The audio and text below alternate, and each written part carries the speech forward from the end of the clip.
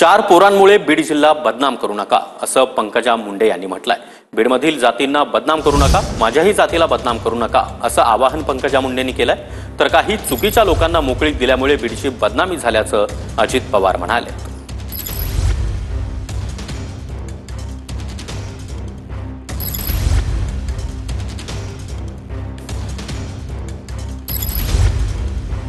आचार्यांनी तर दोघांनाही शिकवलं होतं, दुर्योधनालाही शिकवलं होतं आणि त्यांनी शिकवलं होतं अर्जुनालाही।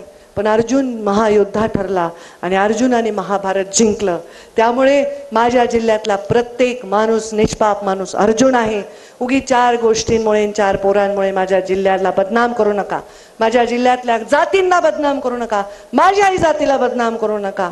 आम्ही एकमेकांसाठी धावणारे लोक आहोत, एकमेकांसाठी कष्ट करणारे लोक आहोत। ह्याच्यावर पोळी भाजणारे माणसं आम्ही नाहीच, कारण आम्ही सत्ता कधी चाखलीच नाही। त्याच्यातही म्हणलं तसं काही चुकांच्यामुळं, काही चुकीच्या लोकांना त्यामध्ये दुर्लक्ष केल्यामुळं, त्यांना नको तेवढा मोकळीक दिल्यामुळं बीडची बदनामी झाल्याचा उल्लेख इथं झाला।